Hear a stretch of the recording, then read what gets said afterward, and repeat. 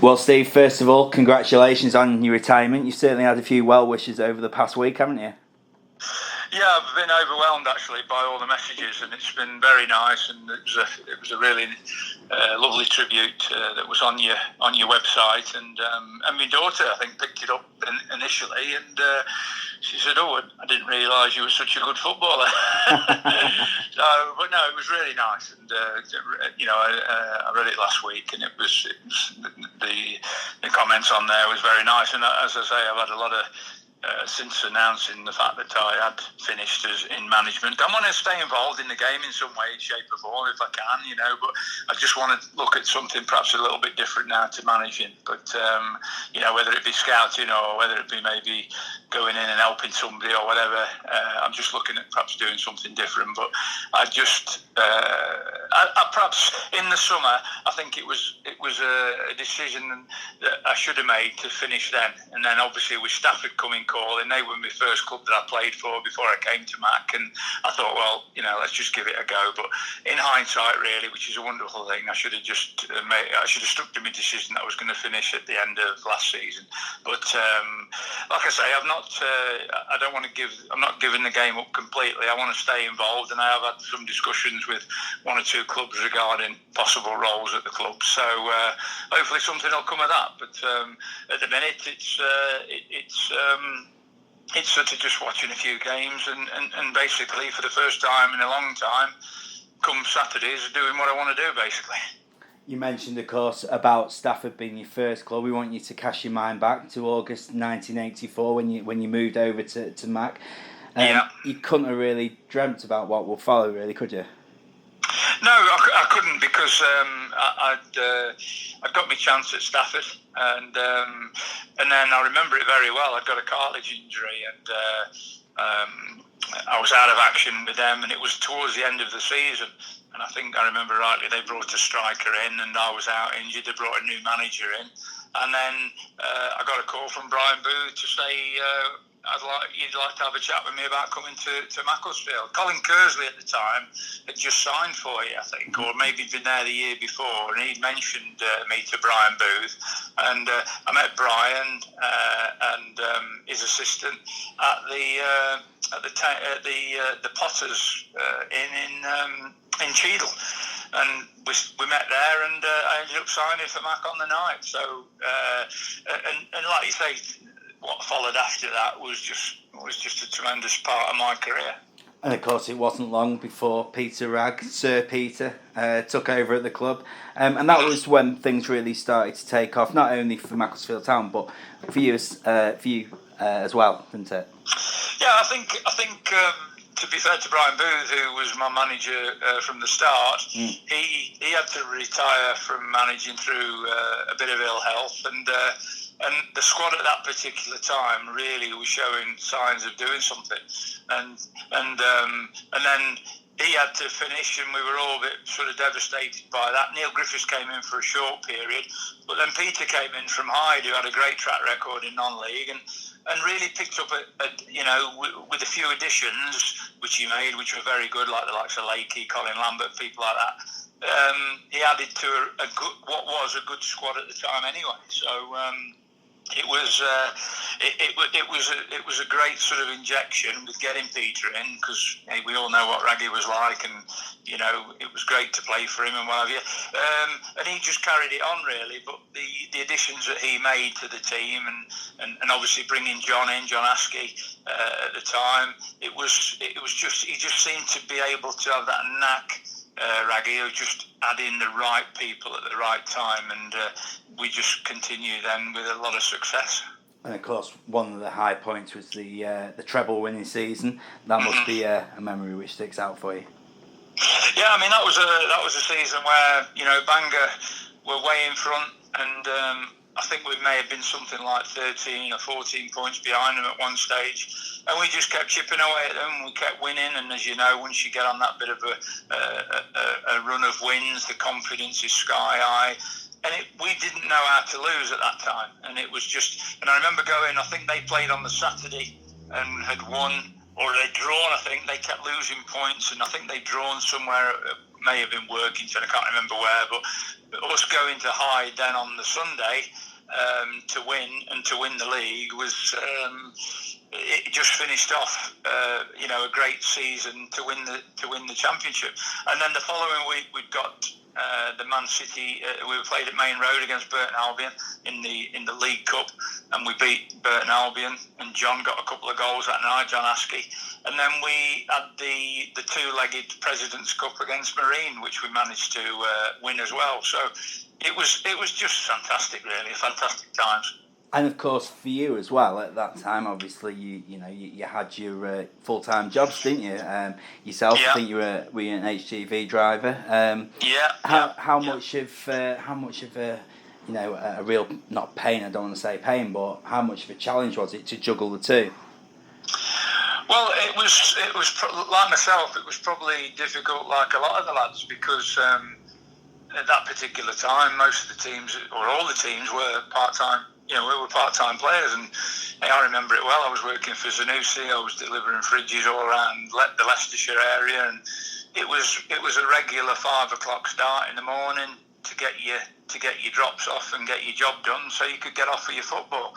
And I think probably what helped was the fact that like myself and like the other lads, with our jobs, because the football was so enjoyable, and it was a good time to be playing and being involved with a club like Mac and winning.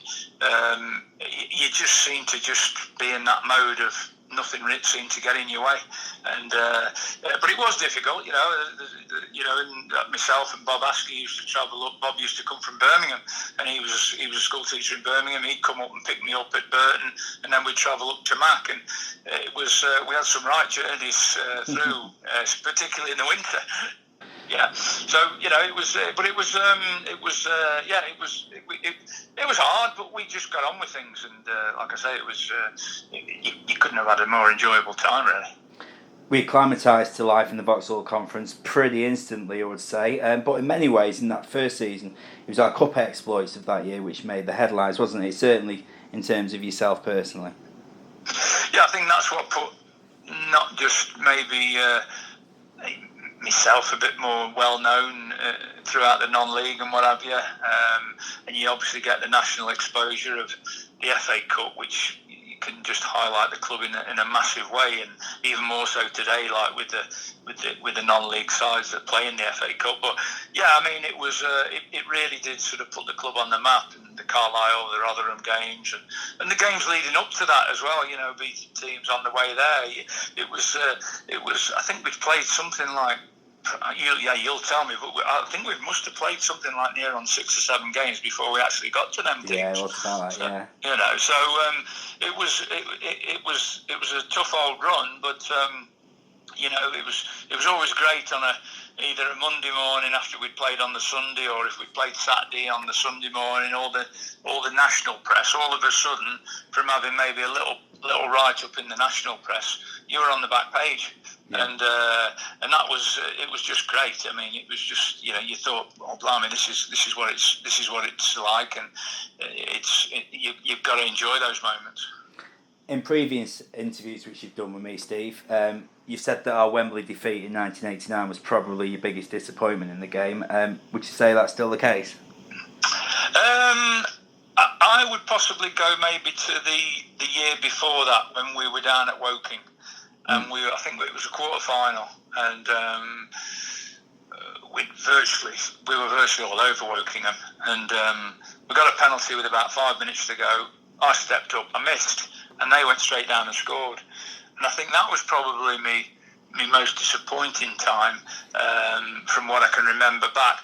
Playing at Wembley was a fantastic occasion, and we'd never lost to Telford up to then.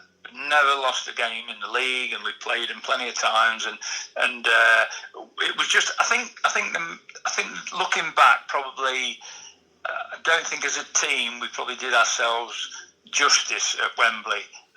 And it is on the day, and I remember it being a hot day, and just maybe the occasion just got hold of us a little bit, and we just never performed. The likes of myself and Phil Derbyshire, Tobes, Elfin, and all of Lazelle.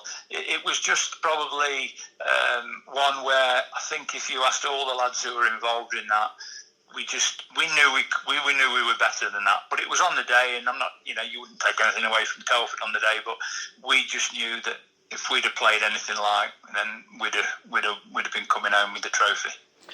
As you'll know, Steve, Mac have experienced 2 promotions to the Football League under Sammy McElroy and, of course, John Askey last year. Yeah. But how close would you say we were to achieving that under Peter Ragg? Because at the time, it did look a distinct possibility, didn't it? It did. I mean, I think with ourselves, we were never like the Barnetts and the Darlingtons, where they had that bit of clout and that bit more money to probably have bigger squads. I mean, we probably ran with 15, and it was 15 throughout the season. There weren't many changes during the time that Peter was there. So he'd had the odd one, but I think if you look, and everybody will have their own sort of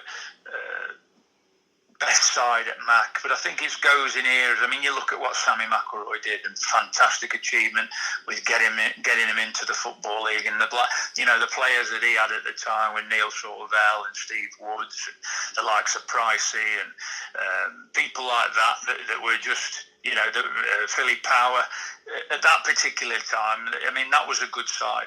And then obviously you've got John, who had a phenomenal season to get the team promoted on the budget he was working with, considering the other clubs in the league. And then you look back to our day, where the likes of Elfin, the likes of Timo, John Askey, Steve Hanlon, people like that, who Mike Lake, Colin Lovett, they were great players, and that team, had it got up, I'm sure would have done itself justice in the Football League. But at the time, don't forget, it was a bit of a closed shop in getting voted up and stuff like that. I think Barnet were the first ones to get promoted again through the automatic promotion, and there was none of the playoff situation at the time, and we were sort of regular in and around that playoff area, but we probably just didn't have that strength in depth to just carry it off, to do what Sammy did with his side and what John did with his side.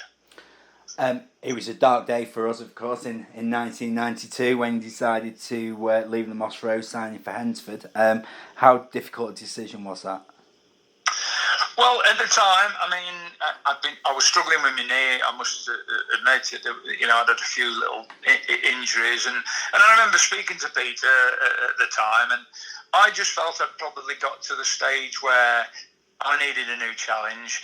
If I scored, I was expected to score. If I didn't, it was like, oh well, he's been here too long. So it was just at that point where I just felt that it was time for a fresh challenge. And to be honest, we'd had a lot of success, and obviously, getting older, you start a family, and you perhaps want to be nearer home. And I think with the situation of moving on. It had to be the right club, and Hensford came in for me. And at the time, I remember saying to Raggy, "Well, I don't think Hensford will." They wanted a fee, Mac, and I said to Peter, I said, "Well, how are they going to afford the fee that you're looking for?" He says, "Well, we've agreed a fee, so you better talk to him," because he says there's some money there. And Hensford being 20 minutes away, I spoke to John Baldwin, the manager, and it was pretty much reliving the time when I'd signed for Mac and what Mac were going to do, and so John was selling me the club in a similar way that Mac sold me the club, and I must admit my time there at Hensford was fabulous as well, and winning things, titles and cups and things like that. So it was a similar sort of period really, although not over a longer stretch of time like I had at Mac, where I ended up getting a testimonial against Manchester United, which was fantastic, and Fergie coming down with Archie Knox and being the Man United player. So I just felt that at the time of moving on, it was the right time to move. And moving on from your playing career, Steve, were you always going to become a football manager? Well, I think if you asked everybody who I played with at Mac, every single lad would have said no chance, because it wasn't that I didn't like training or whatever, but I just like to sort of, I like to do shooting. I like to just, when we turned up, I wanted just to play. Where the hard work inside of it and running and all that, I was probably the worst in the pre-season when you used to have to do all the running and some of the things Raggy used to get you doing. I used to think, what has this got to do with football? Running with tractor tyres around your waist and things like that. But so I think the answer to the question, if you asked a lot of the lads who I played with at Stafford and Hensford and Mac, I think probably a lot of them would have said, well, I can't see Burry being a manager. But I didn't really know anything else. And when I sort of got to that point where I was, getting old and, you want to stay involved and a player coach's role becomes available, and then you sort of get a chance to become an assistant manager, then you get the chance to be a manager. And I think it was just having that little bit of luck at the time, but just going into managing, and I really enjoyed it. You mentioned Raggy's management style. I'm guessing he played quite a critical part in your own management style, as well as people like Sammy McElroy. Yeah, very much so. I mean, both very different types. Obviously, I mean, Sammy played at the highest level, and with Peter, I think with Peter, all the lads. Well, I know that we just wanted to give him everything we've got. He made you feel absolutely the best striker, the best midfielder, the best defender before you went out on that pitch. His team talks and his man management skills were brilliant. And then with Sammy had that aura. Because I went back for a little spell where I had a few games for him just to help him out, Sammy, when I came back and did a bit of commercial stuff for the club. And Sammy just had to walk into a room or a dressing room, and the respect and just the glow of him, it was just something else. And in some ways, I wish I'd have been a bit younger to play for Sammy when he did take the team into the league, and I'd have loved to have played for him under a period of time. It would have been fantastic, because he was just one of them guys with so much charisma about him. But he also had that side of him where he just wanted you to go out and express yourselves. There was no coaching with Sammy. There was no, we would turn up, we'd play five-a-sides, and, I can't remember working on many corners or set pieces, but him and Gil Prescott played a big part as well. As his number two, again, he made you feel fantastic. And so both of them sort of similar type of managers, but in different ways, really. But I can't speak highly enough of both of them, to be honest. You've managed 9 clubs over an 18-year period. Tell us about some of your memorable moments over that time. Well, I've been fortunate, really. I mean, I first going into Nuneaton, and I'd only been in the job for about a month, and we had the FA Cup, which was coming up, which was massive to Nuneaton because we were virtually skint. And the draw came out, and we drawed Stevenage, who were the top team in the conference at the time.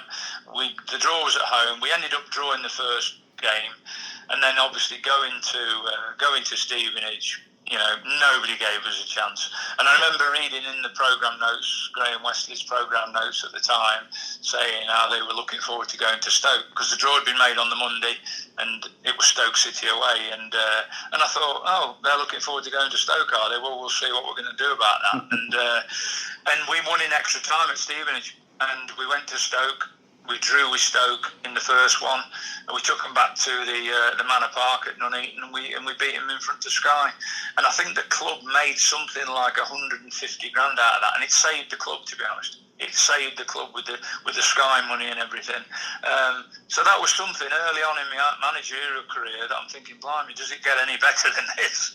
Yeah, but and then moving on to Hucknall, where we won a title.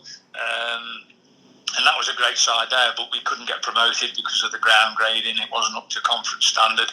And then I went in at Northwich, and under difficult circumstances with a point deduction, we managed to keep the team up, which was still probably one of my greatest achievements, really, when you think about how many points we were deducted, and having at that particular time at the club where it was really difficult with having to try and move players on and bring ones in and keep the team in the conference. But again, we went on and won a title there, and we had a good side, and then from there moved on to Stalybridge, where we missed out getting promotion.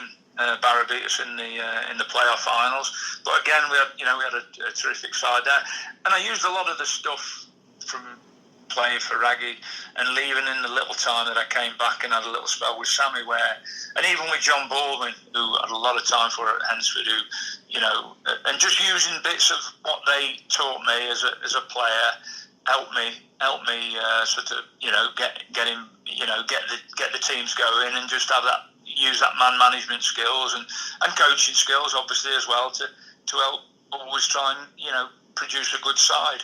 So that was good, and then Stalybridge, I got the chance to go into a big club like Kiddie and manage Kidderminster, and I was there for I think 3.5 seasons, where again we had good cup runs and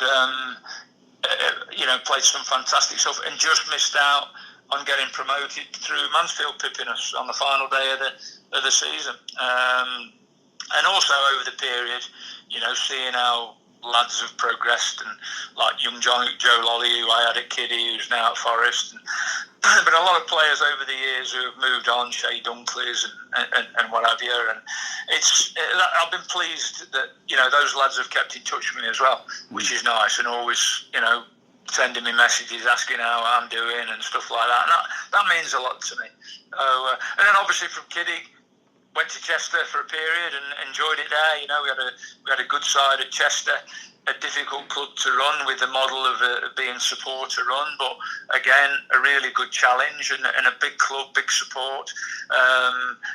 So that was a good period. Then moving probably to Southport.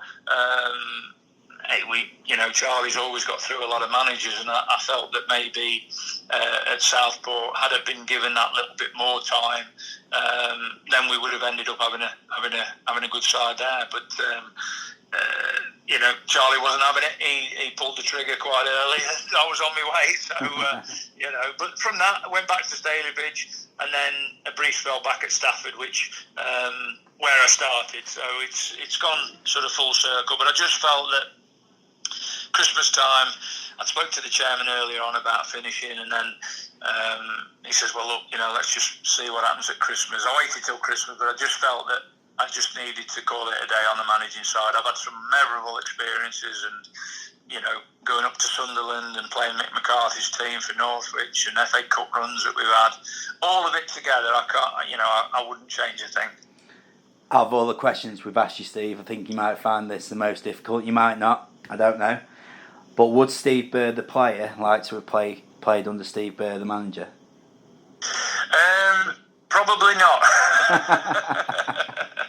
Because probably not, because I feel I'm hard but fair, and maybe playing under me, I don't know what it would have been like. That is a good question, but I think I was the world's worst if I got left out, which thankfully wasn't on many occasions, more so when I sort of came towards the end of my career. But even then, I could be hard work if I was left out, or if I got subbed or something like that. So, and he maybe not the best trainer, but always felt that when it came to match days, I did the business, which was always the main thing and the most pleasing thing for me. But I think if you're asking me who I would have loved to play under, then it would have been the likes of playing under Sir Alex Ferguson. That would have been just fantastic to play under somebody like him. Or the Doc, Tommy Doc, again, ex-Man United manager, but I look at Fergie, and I just thought if something could have been different, and I would have had the chance to play under somebody like him, it would have just been fantastic. Steve, it's clear, both from this interview and on Twitter and the social media and things like that you still have a great affinity for Macclesfield Town. Most definitely, yeah. With maybe a little bit more spare time on your hands now, is it fair to say that we might be seeing you in the stands at the Moss Rose a little bit more? Well, I mean, when I get a chance, I will come up, and even to this day, I mean, it's strange because since sort of calling it a day at Christmas time, I've looked at a lot of the Premier results as you do in the Football League and the Conference and the Conference North, but there's one result that I just look for straight away and always do, and that's to see how Mac are getting on. And I must say, there was a lot of talk when Sol went into the club, but he's making a good fight of it, and hopefully with a bit of luck, they've worked so hard to get back in the Football League, and I just hope that they can maintain their league status. It'll be tough, I know that, but to be fair, he's making a good fight of it for him. Well, Steve, thank you so much for agreeing to speak to us. You'll always be a Silkmen legend here, and we'll wish you well in your retirement. Well, I appreciate that, and thanks very much, and I wish everybody all the best. And again, a big thanks for all the messages that I received. Thanks very much.